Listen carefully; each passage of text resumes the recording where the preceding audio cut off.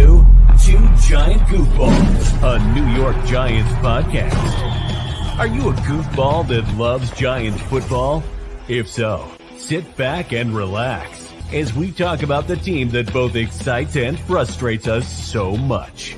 And now, here are your goofball hosts, Drew and Rob. Welcome, fellow goofballs, to Two Giant Goofballs, the New York Giants podcast. I am Drew, not to be joined at least, but most of the night at least. We'll see, maybe possibly later on, by Rob, who's actually stuck right now, traveling down the Garden State Parkway and is way back from the city. And it's funny how, like, no matter where you live, there's a place that is called the city. And obviously, you know, those of you all in Jersey know, we say the city, we mean New York City. So he's on his way back there home right now. So may pop in later on, may not pop in later on. It depends on what time he gets back home. But I'm sure you realized that Rob was going to be here tonight because we're on time for once. We're here at 9 o'clock on the dot starting. Some of you all might have even filed in yet because of that.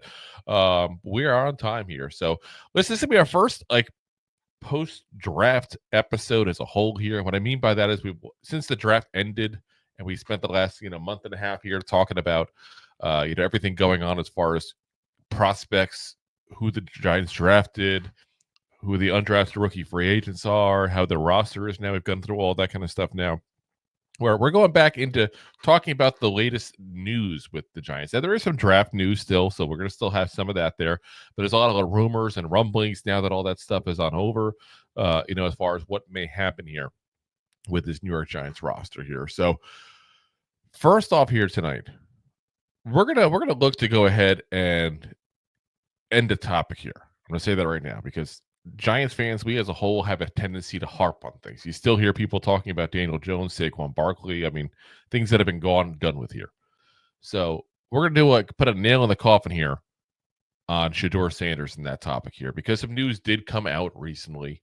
Obviously we talked about on draft night where the Giants supposedly had this meeting with Shedeur Sanders, gave him some stuff to learn. He didn't learn it quick, frankly, and Daboll supposedly went off about it there, at least voiced his displeasure in some way, shape, or form, and Sanders went back at him, which, listen, anybody knows Daboll's personality knows that's the kiss of death right there.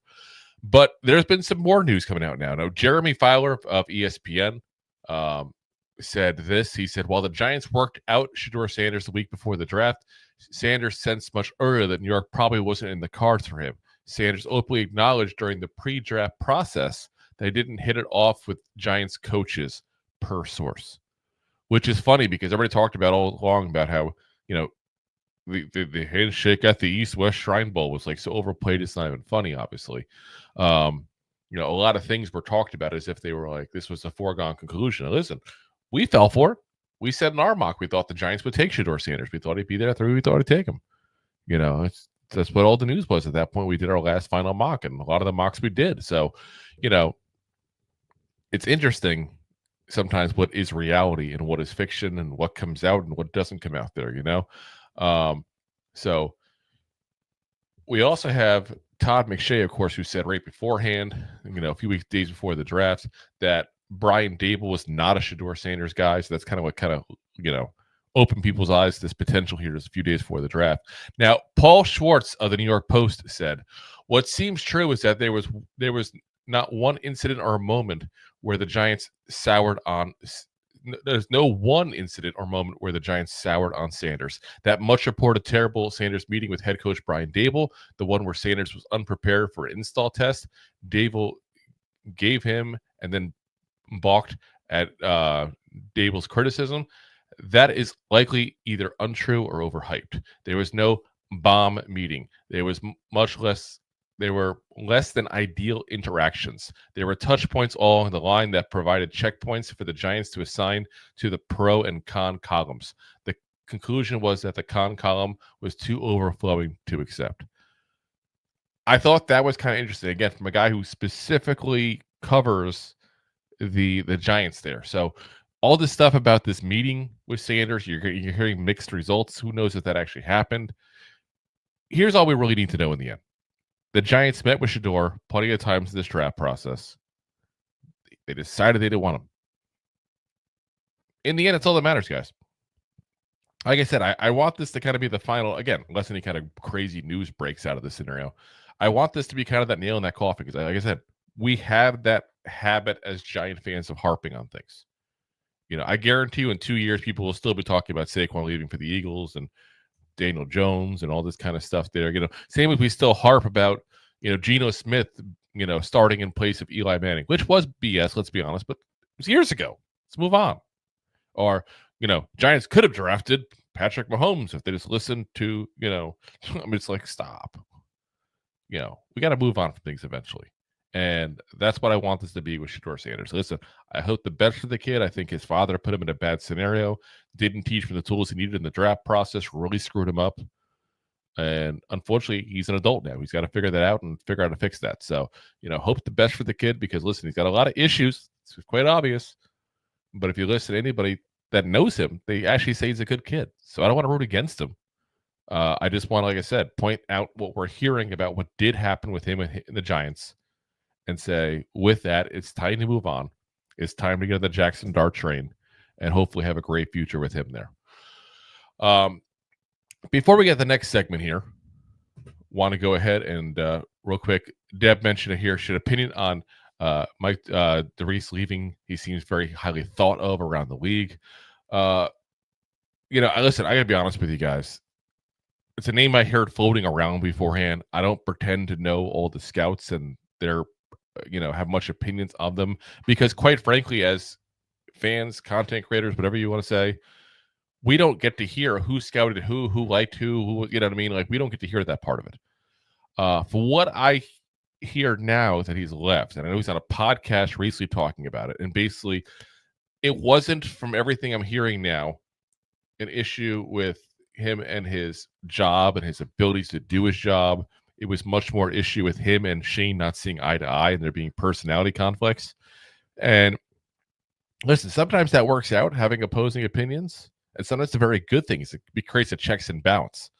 Sometimes, though, it creates more chaos depending on, how much they disagree and in which way they disagree. Meaning, like, you can disagree in a way that's still respectful, where you still, have respect for the person you're disagreeing with. But sometimes they do things, enough things you disagree with, that you lose respect for what they do. That's life. And maybe that's the Joe Shane happened with Mike. Maybe, Mike had that happen with Joe. I don't know. But either way, if it's not a mix that's going to work out in the long term, then let's move on. Because, like it or not, Joe Shane is the GM. That's who has the final say. And I don't want any excuses if this doesn't work. I don't want to be, well, there was this other guy that you guys made me keep, and in the background he was making all kinds of issues and noises. I don't want that. This is their team. This is their chance to get one last time to go ahead and prove to us that they should be here in the long term. And we like a lot of what they've done in the offseason. Let's be very frank. So if Joe Shane did what he wanted to do and ignored some people that were around him that may have disagreed, let's be honest, most of us have liked what Joe Shane has done, rebuilding the secondary, what he's done in the draft.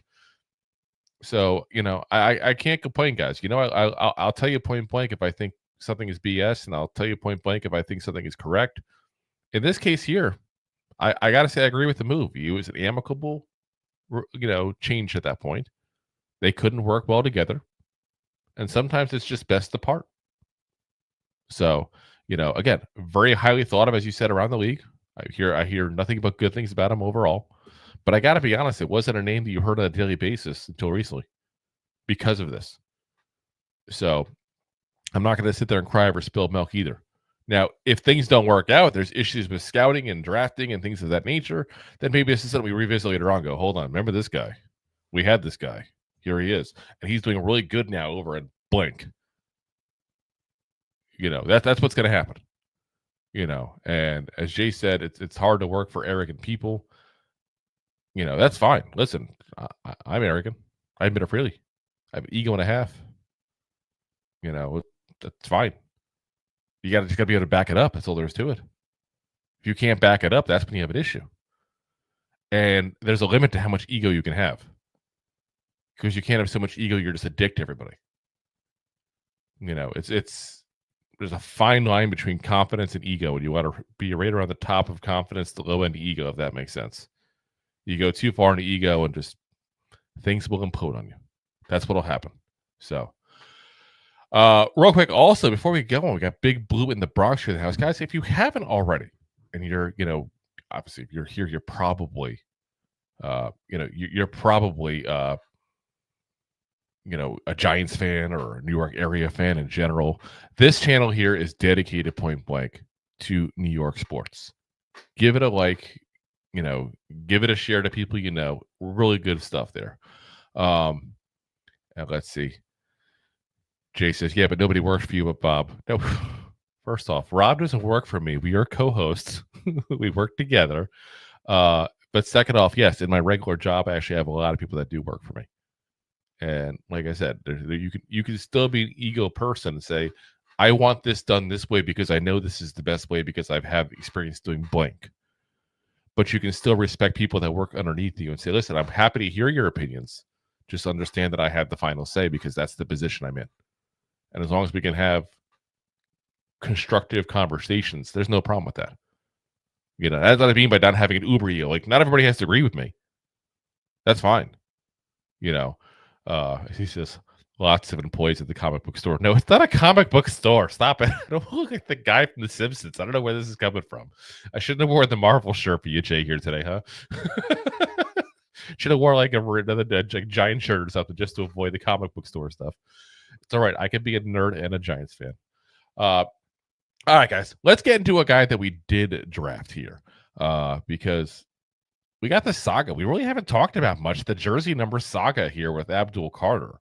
Like, that's been going on, and we haven't been talking about it much because, again, we've been so busy covering the draft, covering the undrafted rookie free agents, covering, all the roster moves and where we are at with the roster right now. That, quite frankly, the number on the jersey hasn't been as important to us as far as that. But now we're getting to that time we can talk about it. So, obviously, right when he got drafted, the thing was that Lawrence Taylor's number was where, Abdul Carter wanted to go. Obviously, Lawrence Taylor shot that down pretty quickly. Then the rumor was Phil Simms' number. Phil Simms was asked on a podcast about it and said he'd be open to it. He didn't think his family would like it necessarily, but he'd be open to it. That was, I believe, a Friday or when that came out. At least that's when I heard about it. And the next Monday came out. No, he's changed that. His family vetoed him, and he's respecting their wishes not to have number 11 worn by somebody else. So the big talk now has been, what number will Abdul Carter wear? And listen, I know players care a lot about what numbers they wear. Let's be honest. It's a merchandising thing. It's what it boils down to. I got to be honest. If I was a player, I wouldn't care as much personally, because if you're good enough, whatever number you wear is going to be a merchandisable number. Like, people care about what you do in the field, not like, oh, I'm going to get this jersey because I love this number. Like, that's not how that works usually. Maybe there's occasional weird people that do that, but it's not that often. The numbers that really should matter to Carter are two things: how much money he makes, because let's be honest, it's a business, and how many wins this team gets. That's it. But since the topic keeps coming up, I think there is one number specifically, one number that I think makes a whole lot of sense for him, and that's number 12. I know it sounds a little bit weird here. Like, number 12 doesn't sound like a number that you would necessarily, look at and go, why number 12? Well, because number 12 is like one step up for him at that point. It's like, I was number 11. I'm moving on to my next tier. That's where I'm at with him. I think it makes a whole lot of sense to go that route. Now, it's not retired, so we're good there. It's not currently on the roster, so we're good there. And again, it's kind of like, hey, I was 11 in college. I'm taking the next step. I'm now number 12. There's some symbolism into that there. As Deb says, I've read that Jaxson Dart wore 12. We'll see about that. Keep in mind that a lot of what you see in the right now going on up until camp is up, numbers can change. Remember last year, Malik Neighbors was not number 1 in training camp. that was a retired number. I can't remember the top of my head. If somebody wants to let me know, because the exact detail didn't matter too much for this. I think it was number 9 or number 6 or something like that. I think number 9 in training camp last year, but became number 1. They unretired the jersey from Ray Flaherty to go ahead and give him number 1. And to me, I think number 12 makes a whole lot of sense, guys. It really does. Again, if Jaxson Dart wants that number, then that's a conversation between those two, obviously. He's been a number 2 throughout his college career, both at USC and Ole Miss. So, I don't think necessarily number 12 is going to be the thing that he really cares about having that much. A number is a number thing.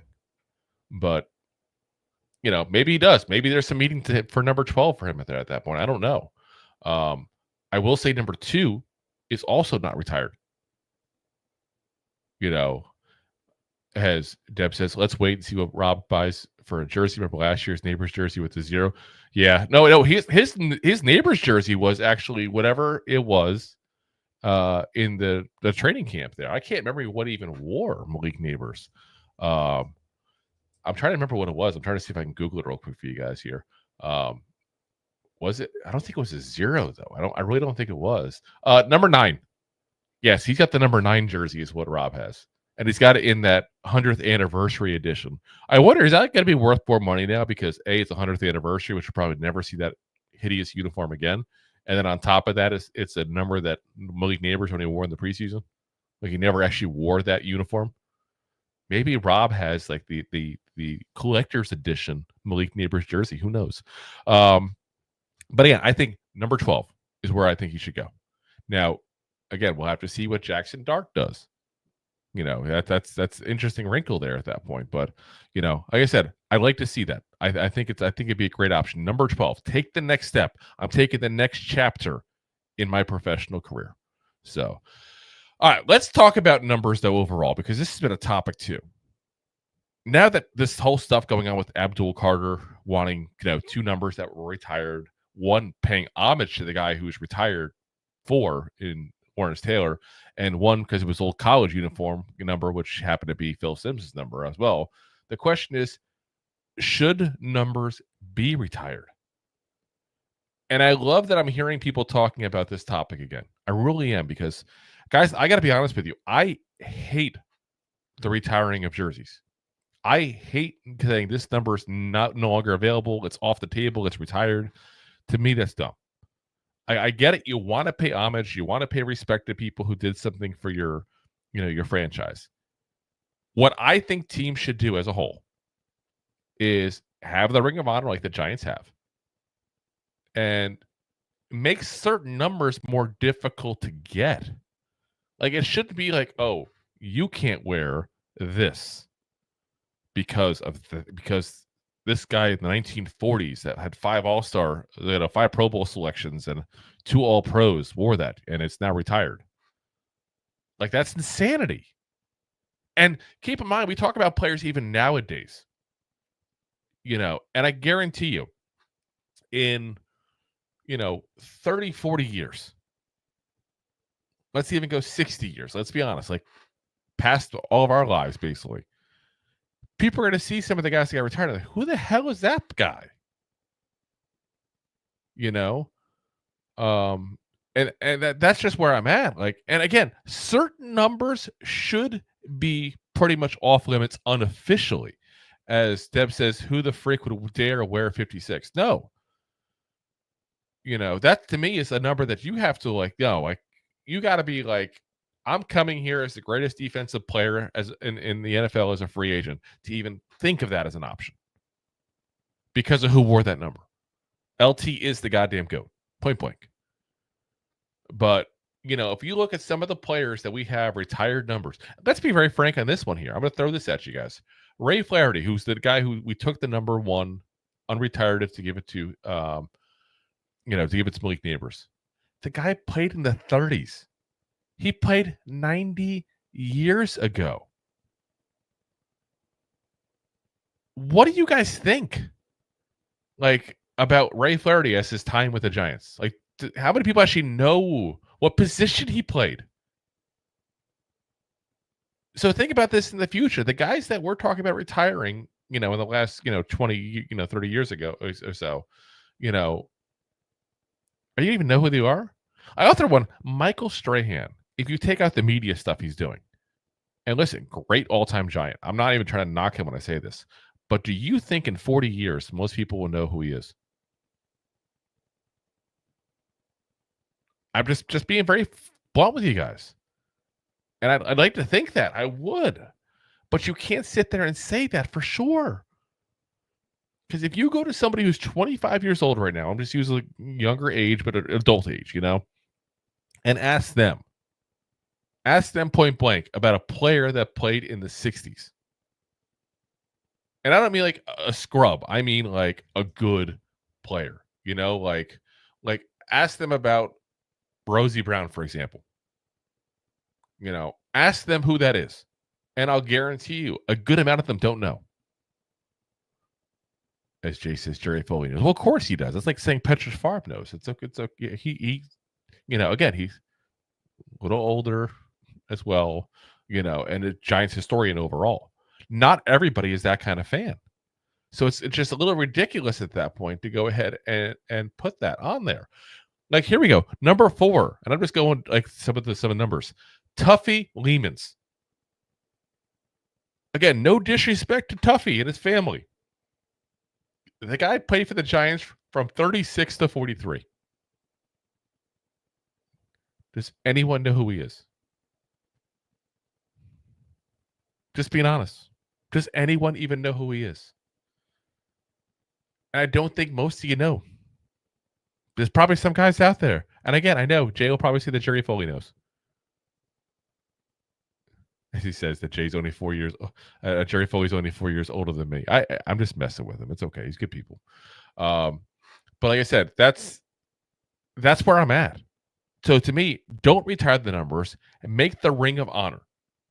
And what you should also do, if you want to honor people that wore the Giants previously, wore the jerseys previously, go ahead and do an annual montage that you can play. You can put on social media. You can put up as the players are coming out in the field, and go through the numbers and show respect to anybody who wore that prior number before that's done something significant. Like that to me would be a great way of honoring the past while not taking away options for the future. So like I said, if it was up to me, that's what I would do. I just unretire all the numbers. But again, there's certain numbers you're not getting. 10's off the board, 56's off the board, 92's off the board. There's certain numbers that you're going to have to earn if you want it. Like I said, that's where I'm at. As Jay says, they should have an in-house stuff like Ring of Honor with little museums in the stadiums and video tributes for the games. Exactly what I'm saying. Yeah, a museum too. Great. Honestly, I would put up if I was a if I was a team owner, not that I ever plan on having that kind of money. I would also, like you said, the museum thing, I would make it a year-round museum.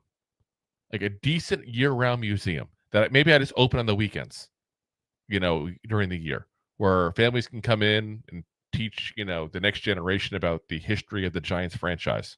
Because again, it's a lot of history in this franchise, guys. It's not just 100 years of nothing. There's a lot of big names that have come through, a lot of big moments that have come through, and a lot of football first. Whether it be the first guy to spike in the end zone, the Gatorade bath, I'm going to Disneyland. Like, there's plenty of historical football moments that were Giants. That's how you honor the past, not by taking numbers away from the kids. So, like I said, number 12 is where I would go personally, and I think that's a fair, good option for him. Again, have to see what happens with Jaxson Dart, where he wants to go. I would think he'd want to stick with number 2, probably potentially there, because again, that's where he was, in his college days. Now, number 2 just got handed out to Deonte Banks this season. So again, you have to kind of maneuver around and see what you do there at that point. But 12 is the one that makes sense. So, all righty. Before we get on the next topic, listen, the guy gives us a lot of poop, to put it nicely here. But he's a good guy. And Jay here, he said, "Great job on your third-ary show." He's giving a little jab there at Rob, who's in the comments section, by the way. He says Dart gets 10. No, Dart does not get 10. He said, think of the children. Even from the comment section, Rob starting trouble here. Let's get into some talk here on Kayvon Thibodeau, because there's been some stuff going on with Kayvon as well. So first off, he was speaking at an event recently. Kayvon was at the Gridiron Gala this past Tuesday here.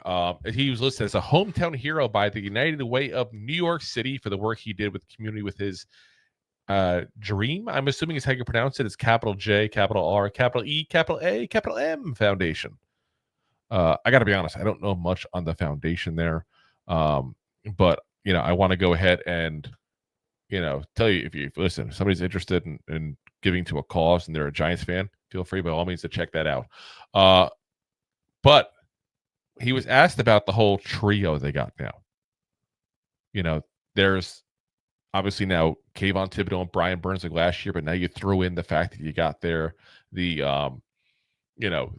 Abdul Carter pick there, and you got a nice trio going. There's a lot of questions being asked. How will this work out? Who's going to play where? How do they do this? So he was asked about that. He said, I think Carter's a great player. We can use him in a lot of different ways. And then he said, I'm excited to see him come in and grind and see what we're going to get. Now, when he is asked point blank about, how they plan on making room for all three edge rushers, he said, I think that's that is the outside linebacker position. We're those tweeners. If you look at my skill set, Brian's skill set, Brian can rush inside. I can, but Brian is probably better rushing inside than I am, but Brian can rush inside. I can rush inside. He can rush from depth. I can rush from depth. Being at the linebacker position, so can Abdul. We'll see how they mix it up, but we'll be all on the field at some point. So, I like the optimism, and I was kind of curious when we finally heard from him what he would say overall there, because again, I don't want to say it's a full-on conundrum, but it's an interesting part of this whole thing. And again, the Giants did the smart thing. They gave him his fifth-year option the second that it was announced they were drafting Abdul Carter. It's a kind of way to show publicly supporting Kayvon Thibodeau, which I do like.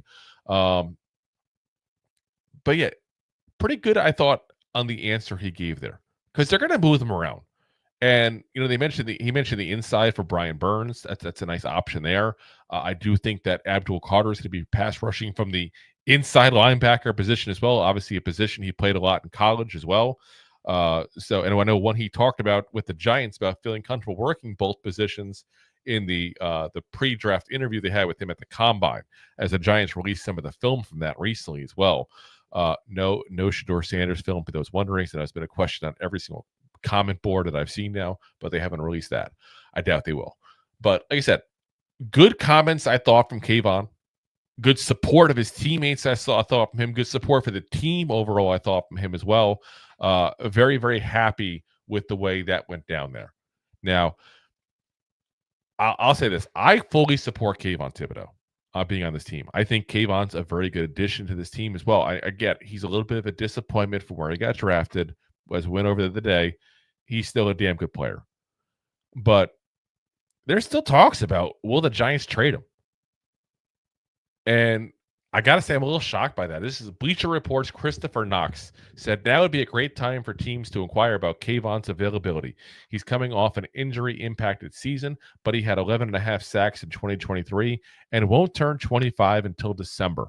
The Carolina Panthers could look to pair Thibodeau with second-round rookie Nick Scorton and third-round rookie Princely. I'm going to mispronounce this guy's name. Let's think of Ole Miss. Let's see here. Uman Million. Okay, I'm going to mispronounce that one. So to form an exciting young edge rotation. Javon Clowney was Carolina's top edge rusher in 2024, but he turned 32 in February. Also, a side note, he was just released, I believe, by the Panthers as well. So that frees up that spot there. He says the Panthers, who didn't add any edge help until taking Baron Sorrell in round 4, should also see if Thibodeau can be had. Perhaps they can acquire him for a package that includes Jair Alexander. Guys, listen. I don't know, what do the Giants have to do for us really to go ahead and say, Kayvon's staying. Like all across the board, as Giants fans, as content creators, as writers about the team, the Giants have publicly shown him support the second they drafted Carter. They have talked Joe Schoen and Brian Daboll and also Shane Bowen at the podium about, hey, we're going to figure out a way to work these guys in. This is a great problem to have. I don't understand this. Like, Kayvon's not going anywhere, guys, at least for the year or two.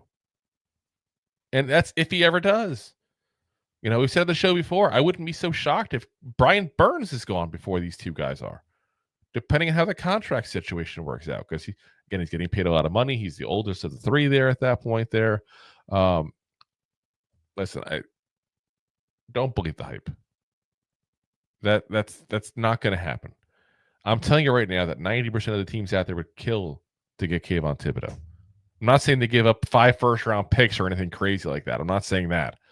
But if you called up 31 other teams, I should say, in the NFL and said, hey, who wants Kayvon Thibodeaux? I guarantee you 31 of them would say yes. Guaranteed. Because he is a skilled player. He's at a prime position. He's still on a rookie contract. Trust me, guys, the Giants are not getting rid of him. So if you keep seeing articles like this, but I wanted to bring it up, ignore it. It's all BS. It's not going to happen. So let's get into talks, though, on another guy that's a big part of the future of the Giants here.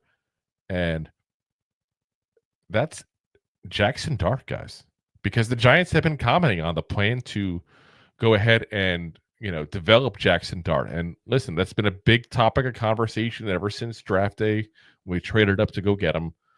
Let's be honest here that Giants fans are nervous, guys. Let's be very frank. We are nervous about this team messing up the development of Jaxson Dart. This team has not really had a great, track record of developing players over the last couple of years. It's very safe to say how many players we've seen go elsewhere and play better. It's the truth. Just going to say, because it's the truth. So, it's nice to see them at least talking about it and saying some good things here. Brian Daboll said the process of developing a quarterback is just that. So we're going to do everything we can to develop him and bring him along. I don't expect him to know everything right off the bat. It's a hard position to play, a hard position to coach, but he has the traits that we look for and covet in a guy to be able to learn and grow. So his expectations coming in is just to improve every day, soak it up like a sponge, learn from the coaches, learn from the veteran quarterbacks in the room, try to improve every day he can in terms of his understanding of the system. And then once we get on the field, the physical part of it, that's what we're looking for from him right now, is to grow each and every day with a positive mindset. And I think he has the tools physically and mentally to do that. So listen, typical Brian Daboll. Let's be very frank. Brian Daboll talks to the media. He says a lot of fancy words, but doesn't give you a damn thing. Like, really, what did I just say? We like him. We got to develop him. That's basically what he said. That's not giving you much there. Now, Joe Schoen, on the other hand, Joe Schoen went ahead and gave some additional information here. He said, we traded for him. We're ecstatic to have him. He's got a lot of makings of a good quarterback, and there's a long way to go. There's a developmental process that he's going to have to go through. And again, these offenses are not easy to learn, and the execution has to be at a high level. He's in a really good spot where he can come in and sit behind a couple of veteran quarterbacks and learn, and doesn't have to be thrown out there right away. I think from a developmental standpoint, the ability to grow, I think it's a perfect situation for a young quarterback. Now, obviously, you got the end of this week here. You got the it's coming up here on Friday, Saturday, the rookie mini camp here for this weekend. He's going to get, let's be honest, guys, he's going to get all the reps pretty much there on that. There, I think he's the only really quarterback I've heard of even coming into this camp here. So that just shows you their dedication to getting him as much reps as possible to get a good, physical read on what he can or can't do and what they got to learn here, what they got to teach him. So during the OTAs, that was talked about. Listen, that's coming up here, obviously, in a couple months. That's going to change some things there because all the quarterbacks are there. The 4 quarterbacks that we have on the roster right now, 3 of them were not here last year. They're all going to need time, guys, to learn this offense. They're all going to need times to get, clicking here with the players. Joe Shane said, we'll have a plan for that, and we're working through that. We kind of did a little bit at Buffalo with Josh in terms of the initial plan of how we wanted to approach it and the reps that we needed to take and the things we wanted to see him do. Jaxson will get a fair amount of reps with the threes, and maybe you'll see him in there, sprinkle him in when he doesn't even know he's supposed to go in there, just to see how he reacts being in a different atmosphere. He won't know when or why, and then continue to work with the two older guys. That's a little bit odd there. I mean, like, he won't know when. You just told him. This would be a surprise to him when we throw him in randomly in the OTAs. Well, no, because you just freaking said it. Like, everyone's like, durr. Like, but again, I do like the fact that there is an actual plan for him. I don't like the fact that throwing the Josh Allen thing around, because again, I think Josh Allen gets the credit for Josh Allen until otherwise. You know, Joe Shane, we don't know what hand he had in the Josh Allen thing. Brian Daboll never developed a single quarterback besides Josh Allen. So, you know, this is a chance for them to show what they can do, point blank. And, you know, it's a big move for not just the Giants, but a big move for these two guys' careers. Obviously, Jaxson Dart's career is too as well. So, again, I just like the fact that there is a plan. I like the fact that they seem to, you know, understand you can't rush him. You know, I don't want it. God forbid that something horrible happens to this team and they go 0-4. I don't want them just throwing him in. You know, that's you know, you can't just do that. You know, throw him in towards the end if you want for a little bit to see what you got. But you got to let this kid sit, learn, relax, become an NFL quarterback. You can't just throw him to the wolves. That doesn't work out very well usually. Not for a guy that honestly needs work. You know, like I said, he's got the physical tools, but you saw a lot you didn't like in college too as well. A lot of the reads. You know, a lot of the, you know, the NFL style offense elements that just weren't part of the offense there at Ole Miss. So he needs the time.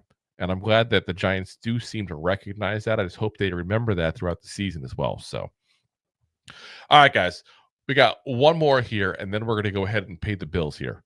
So, got to talk about an ex-Giant here.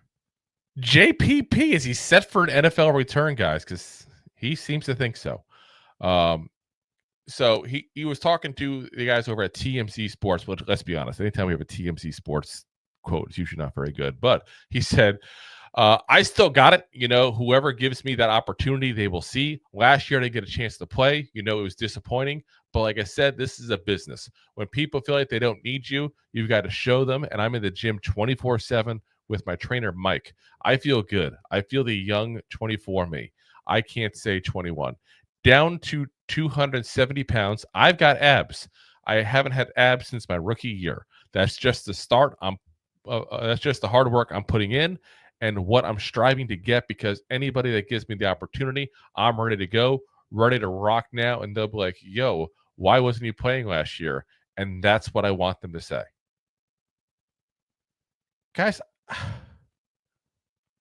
I feel like every single season here, there is a move where you get an ex-player who just doesn't seem to grasp that the game has moved on. And I really don't want to be cruel about this because, listen, I got a lot of respect for JPP. He put a lot of years in with the Giants. He did a lot of great things with the Giants. Obviously, helped us win a Super Bowl there, the last one we won. You know, but I feel like it's done. Like, the NFL has spoken. You know, like, you didn't play at all last year. The year before, you were on like practice squads and barely got a chance to play. So, like, here's the numbers where he's at. Let me give you guys the exact. 2022 is with the Ravens. 14 games, 13 starts, 26 tackles, 3 sacks, 5 tackles for loss, 3 QB hits, interception, and 5 passes deflected. Played in just 60% of the defensive snaps for the Ravens. Back in 22. We're talking about the 25 season. Just to, again, put this in perspective for you guys. That was also him coming off of a pretty bad shoulder injury he had that kind of ended his time also with the Tampa Bay Buccaneers. And 21 was not a good 21 for him either, by the way, guys. 2020 was really his best last year. 23. Like I said, he spent a lot of time on practice squads, split time a little bit there with the Saints and the Dolphins. Played in 3 games, had just 2 tackles, had just 22 snaps on defense, 8 on special teams for the entire year. Didn't play at all in 24. You don't typically go from getting 30 snaps in a season and spending a lot of time on practice squads with 2 different teams as a veteran player and then get better 2 years later. Now, I know he's talking about working out. Was he, again, I don't have the knowledge to know, was he out of shape with the Saints? Was he out of shape with the Dolphins or the Ravens? That's something you have to ask people with the Dolphins, Ravens, and Saints. But you were only good enough to get 30 snaps on 2 teams that aren't exactly known for great defensive players. And 2 years later, you think you can make an impact. He's going to be 36 years old, guys. Actually, he is 36 years old now. He turned that. I forgot his birthday's I think New Year's Day, actually. Ironically enough, there, new year, new year all around for him. Could he be a low end backup? I mean, maybe. But you want to take that spot away from the kid that you're trying to develop? Like, would you rather have a 23-year-old player that doesn't have a lot of experience that maybe you can turn into a legit backup in this league? And I'm keeping it realistic. Or would you rather get a guy who's going to be 36 years old, just trying to get into one more season? I would take the young kid. I would. And the only thing you say is, could he be a good mentor? Yeah, it's the one thing you say. Like, a team with a bunch of young edge rushers, would you maybe sign him and say, let's get a veteran? I mean, hell, the guy's got 631 career tackles, guys, 94.5 career sacks. That's a legit NFL career. It's not a Hall of Fame, but it's a Hall of Very Good. That's what he's at, the Hall of Very Good. And he's just hasn't been the same player the last couple of years, guys. Again, he hasn't been great really since 2020. We're talking about 2025. 5 years ago, he was good. It's like I said, it's time. And listen, if the Giants or another team wants to give him a chance in camp and see what he's got, I got no problem with that. But you can't give this guy any kind of guarantees. I also don't want to see him give false hope, because I feel like that becomes like a disrespect kind of thing to everything this man did. And I know, Jay says, I don't know, Calais Campbell still gets jobs at 39. Calais Campbell still plays at a high level at 39. That's the difference. I mean, he's just the oddball. It's like, that's not normal. Like if I go, and again, PFF's not everything, but I was trying to give you guys a quick one. 82.3 PFF grade last year, guys. That's damn good. So, like I said, Joe says, damn, last time he was good, Drew was in his 30s. Well, that's not saying much. I'm 42, damn it. I'm not like making it seem like I'm like 47 here. Stop it. And listen, I know he said inflation issues and stuff like that. Listen, I get it. I do think that maybe it's him having money issues, like you guys are saying here in the comments. Maybe it's just he loves the game. I don't know. But and I don't know him personally. That's part of the problem. You need to make a call on what I'd like to see with him with the Giants, because let's be honest, what he's most known for besides playing football is the whole fireworks and shooting off his hand thing. So is he a good mentor? Was that just one stupid mistake, or did he make a lot of stupid decisions? I don't know. We got to talk to people that actually know him and know that kind of stuff there. But when I look at a guy that barely contributed 2 years ago, that wants to go ahead and come back into this league, didn't get a shot last year, chances are you're not getting a shot again. It's kind of like when Adrian Peterson just refused to retire for a while. That's where I feel like it is, So, yeah, like I said, JPP, man, I wish you all the happiness in the world. I hope you get some kind of, career within football post, if that's what he wants, maybe, as a, guy, as a coach. Again, learned a lot. I mean, listen, this kid point blank was like a physical phenom when he came into the league. And it took him a year or two to kind of get going. But once he got going, really good player. So I like I said, I think he's a guy that could be decent as a coach, maybe, or as a mentor to some of these young guys, but a mentor that doesn't play on the same team. Time is up.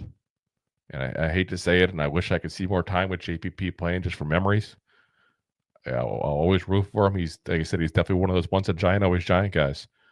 But I do think time has kind of passed him by there. So, all right, guys, let's pay the bills real quick. We'll be back, talk about a little free agent buzz going on here. Enjoying the show? Looking for more goofball action? Consider a membership at buymeacoffee.com/2giantgoofballs. Memberships start at just $5 and give you additional goofball access. One-time support payments also available starting at just $3. buymeacoffee.com/2giantgoofballs. All righty, guys. And, of course, along with the buymeacoffee.com, you also have the option, of course, if you want to send super chats here like our friend Jay did here earlier on. Again, Jay, thank you very much for supporting the show as always. And, of course, you also can do, of course, stars on Facebook. Or, if you want to go ahead and get some merch, I put the merch link here in the chat here. That'll pop up on YouTube and Twitch automatically for you guys there. And, of course, as always, there's the freeway. Listen, you don't have to spend money to show support and show love to the show here. You can always go ahead and hit the like, hit the subscribe, hit the bell on YouTube, hit the share button, tell some friends that are Giants fans about the show there. Again, guys, we appreciate all your guys' support here because point blank, if it wasn't for everybody else supporting us here, this show would not grow to what it does and has. And listen, I don't try to toot our horn to make us seem like we're the biggest Giants podcast out there, whatever. But, like I said, it's definitely it's definitely a show that has grown over the last couple of years, and it's because you all watching and supporting it seriously. So we definitely do appreciate it. Deb asked, are you sticking with Buy Me a Coffee going forward? We're looking at a couple options right now because unfortunately StreamYard has taken away some of our options. That's who does the streaming platforms to do stuff in the groups like we used to do. We like to do. We want to figure out some other stuff to do here for people that are in that. Buy me a coffee like yourself. Again, thank you for your support as always, Deb, as well. We're working a couple things, Rob and I. So keep an eye out for that. We would definitely will go ahead and have that. Jay says, imagine the growth of the show if the Giants were any good. Listen, that's a very valid point. I gotta tell you. I can show you guys graphs of like what happens when the season starts, and it's like, everybody gets all excited, and then as the Giants lose, it's like to the views at that point. It's like week 1, week 2 are our biggest weeks by far, always at that point there. So yeah, I would love that because I know the first year we did this obviously was the first year with the Daboll era. We got in the playoffs, and the show kept growing throughout the season. Again, our first year doing it, so that's part of it. But, I do think a lot of that was also the Giants were good and people wanted to watch them and people enjoyed the story of the Giants, being the unsung underdogs that nobody expected to win. So, hopefully this is another repeat of that there because I don't know about y'all, but I'm tired of losing. So that being said, let's get into some people that could help us with some, some more wins here. There's been a couple of guys specifically that I've heard a lot of people chit-chattering about with the Giants sign this person, that person, and wanted to go over the 3 people that I keep hearing all the time. The first one is a guy that makes a lot of sense in a lot of ways here, Gabe Davis. Obviously, former Buffalo Bill, was with the Jaguars last season, had 10 games, 9 starts with them, 29 catches, 239 yards, and 2 touchdowns. Signed a big free agent deal with them last year, but cut after 1 year. So he was cut just this week here. Now, he spent his first 4 seasons with Buffalo. Obviously, worked with Brian Daboll. Front office had Joe Shane during a good part of his, time there as well, for half his time in Buffalo, I should say. His last 2 seasons in Buffalo were like his legit seasons. He had 47 catches, 791 yards, and 7 touchdowns on average between those 2 seasons. So basically just add the 2 seasons together, divided by half to give you guys an idea of what a typical season those 2 years would have been for him. And like I said, really developed into a really good player. I do think that, because he got dropped so late, it adds a lot of intrigue. But guys, there's a lot of free agent wide receivers out there. We're going to talk about one of them, later on. Keenan Allen, he's still out there. Amari Cooper still out there. There's a couple other receivers that are still out there. So I'm not sure what the market is going to be for him. But I will say this. I look at what we got on this roster. And again, we talked about the roster breakdown here, earlier, so I don't want to, harp on that topic all over again. You can look at the video on that if you want to watch that. But you look at what we got there. We got the big three, obviously, in, obviously Malik Neighbors, Wan'Dale Robinson, Darius Slayton. Do you guys really feel confident in anybody else but those three? And I'll be honest, some people don't even feel confident about those three. There's a lot of people that aren't fans of Slayton, even though we are huge fans of the show, Slayton. There's a lot of people that aren't sold on Wan'Dale Robinson. Again, we're fans of Wan'Dale Robinson. So I know on this show, Rob and I both have a lot of faith in those three guys. I really don't have any faith in anybody else behind that. Like, am I supposed to have faith in Jalen Hyatt? Am I supposed to have faith in, little Jordan Humphreys that, got, fans like crazy being happy when he left Denver because of his drops? I just don't see a player on there that I'm like, ooh, this is the guy. I think Gabe Davis is a guy who would make an impact in this roster. He's also still just 26 years old. He's young enough to go ahead and make an impact. That being said, he's going to have probably his pick of the litter where he wants to go, guys. And I think he's going to want to go to a situation where he can start. Go on a one-year deal somewhere where he can start, rebuild his value at that point there. So that would take the Giants out of the running for him. Now, at the same point, he may not get an option to start. It's May. Most people have already figured out their starters by now. If he got cut a couple months ago, this would be much more, legitimate there. So I feel like this is probably more likely the chance for him to be a backup and rebuild some value if he wants to do that. Again, he's got the relationship there with Daboll. I don't know if it's good or bad. People are just assuming it's good.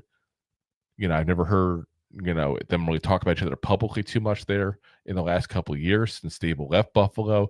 But obviously, at the same point, let's be honest, if it's in the news and there's a mic in front of them, they're not giving you their honest opinion. So, maybe he has a great relationship with Shane, or maybe he's got a great relationship with Daboll, or maybe he wants to play with them. But I feel like we don't know. And it's a possibility. The money's got to make sense. That's always a big part of that. But yeah, he'd be a guy I would really be interested in just because of the lack of options we have past the big three. Like if one of those guys is injured, hypothetically, you want Jalen Hyatt out there? You want, a special teamer, like Smith Marset out there? Like, I'm just saying, like that's the roster we have, guys. So it's a good option for us. Again, if the price can be right and he really wants to play with, for Brian Daboll and Joe Shane again. So the other guy I talked about a minute ago, Keenan Allen. And I guess, guys, I keep seeing the Keenan Allen stories with the Giants. Okay. Listen, last year, a little bit of a down year for him. 15 games, 70 catches, 744 yards, 7 touchdowns. Prior to that, he was a Pro Bowler in the last 6 of the last 7 seasons. So really good track record overall. And that 7th season he was injured for a good amount of the season. That's why he wasn't a Pro Bowler. He just turned 33 years old. That's my biggest issue right there. You got a guy in the downswing, 33 years old. And you're going to have him as a guy who's going to fit a role, but I mean, I wouldn't say necessarily, an amazing role. Like, he's going to be like a 3rd, 4th receiver on the team. I think there's definitely somebody who is going to want him. And he's going to want him to be a starter. Look like Pittsburgh, for example. I think he wants to go play with Aaron Rodgers, assuming they get him and they just got rid of Pickens. Okay, that's be a great option for him. But I can't imagine that at this point in his career, when he knows he has like 1 or 2 years left probably before he's, relegated to be a full-on has-been. Like, not trying to be mean about it. But again, 34 years old. At this point in his career, year by year, you don't know what you got. I can't imagine he's like, you know what? Let me just give up on being a starter. I'll go be a third, fourth wide receiver for the Giants. And the same point for the Giants, do you want to go ahead and bring in a 33-year-old guy that in 1 or 2 years, when we hopefully start getting a chance to get in the playoffs and do something with this team, he's probably retired at that point? And if not retired, just a shell of his former self there? I don't get the allure unless you're looking for wins this year. And I'd love to get wins this year, guys. Don't get me wrong. I want to win this year. But the biggest, most important thing is developing this roster. I don't think that's in the best fit of developing the roster. So, yeah, I would go and, skip Keenan Allen. Now, I will say this as well. I have never seen anybody say the Giants are actually interested. All I keep seeing is articles saying the Giants should be interested or he'd be a great fit for the Giants. So, but I keep hearing Giants fans that I know and talk to, and people that I've met, and people I see talking online and Facebook groups and all that kind of stuff as well, saying, Twitter will please always, Keenan Allen would be great. Keenan Allen would be a great spot for him. For Giants, Giants would be a great spot for him to go to. It's like the Giants have to be interested. He's got to be interested. Like, people are just throwing names together, connecting dots that aren't even there. I think this is a year that, as much as Joe Shane and Brian Daboll want to win to keep their jobs, because I see you there, Kenneth, and I agree with you that they need to go ahead and obviously win this year to keep their jobs. I do think they also understand that it's not just keep your jobs now, it's keep your job in the long term. Having Keenan Allen as your third or fourth wide receiver is probably not going to make or break your season, guys. Barring any injuries to the guys that you have at the top three right now. And that's what it's about. That's what it's about. Now, if the Giants really want to pick somebody up that can make a difference in this roster right now, it's Brandon Scherff. Former Commander, former Jaguar, still sitting there in free agency, guys. You want to talk about somebody who can make a difference on this roster right now. That's the guy in free agency that could. Because he plays the right guard position. It gives you the chance to move Greg Van Roten as a backup, or even have him challenge JMS for the center position. That's the guy that I think would. Now, listen, 64.7 PFF rate last year, and that's because his run blocking was considered not so good. 74.5 pass block rates, 57.3 run block. On the season, he had just 2 penalties overall and didn't allow a single sack in 1,013 snaps. Over the last 2 years, he has a 78.0 pass blocking grade, which is 94th percentile amongst all guards, guys. So while he's a little below average there in the run block, he's an elite pass blocking guard. Which is kind of funny because we have John Runyon. He's supposed to be the same thing there. But again, I know he was injured last year. Let's give one more year, see what he develops into with the Giants and what his role is going to end up being this year. But here's a guy who plays right guard, the position you would want to add somebody at potentially. And again, 33 years old, same as the aforementioned, Keenan Allen. But I will say, 33 on a guard is much different than 33 in a receiver. 33 in a receiver, you're kind of year to year on what's going to happen.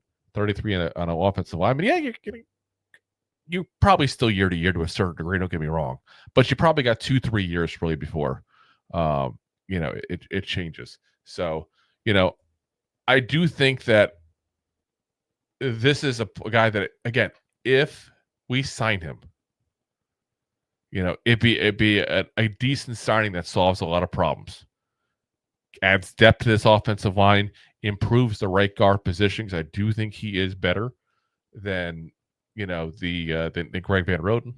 I mean, guy is definitely a former All-Pro back in 2020. He's a 5-time Pro Bowler. I really think that's where I would go. I would think that's the guy if I'm targeting one player. And let's be honest, if I'm targeting one player, I'm targeting a guy who's going to play offense, because that's a much better, defense than we have offense right now. So, But like I said, Brandon Sheriff, that's the guy I would go ahead and add. I think it'd be a great, a great option for us there. And that's where I would go. So, all right, before we go, Jay, what's this here? I see a Giants signed Davis. What? 1 year, $8.5 million. I am not seeing that anywhere, by the way. So all I'm still seeing is all the stories him being released. So if you got a link or something actually legit, let me know. What is this? He says breaking the Giants and Gator finalizing. Where is that from, Jay? He's saying it's legit apparently. Let's see here. We might have breaking news here. Let's find out here. I'm looking here, Jay. I don't see it. Let's see. I'm going to go pop on. Before we leave here, I'm going to pop on Twitter real quick for you guys. Because I am curious to see that. All righty, guys. Jay is breaking news here for you guys. It is official, according to Jordan Schultz. That's not Jordan Schultz. Hey, that's a fake Twitter account you're falling for, Jay. That's a fake one. You're not breaking news after all. I saw it pop up too here, but yeah, no, that's not legit. Apparently, I got fooled for half a second here. That's the problem with doing things live. He's laughing now. Don't you laugh at me, Jay. It's hard to look at things live and figure out what's real and what's not. So yeah, no breaking news. Like I said, we'll see what happens. I do think still Gabe Davis is not a bad one there. He says, okay, got me too. And Rob says, Jay, you broke my heart. See? You got to be careful. Listen, I'll give you guys what it boils down to. Whenever you're on Twitter, don't look at the name. Look at the @ because that's the difference.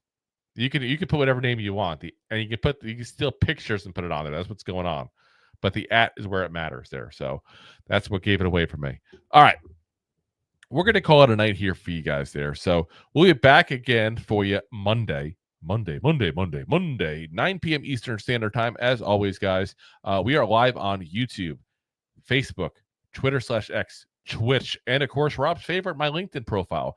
As always, guys, we're also available the next day on all the audio podcast platforms, Apple, Spotify, iHeartRadio, Pandora, all the regular good old places there. So if you haven't already, guys, again, go ahead and hit that like, hit that subscribe, hit that share button. Feel free to check out the merch store there.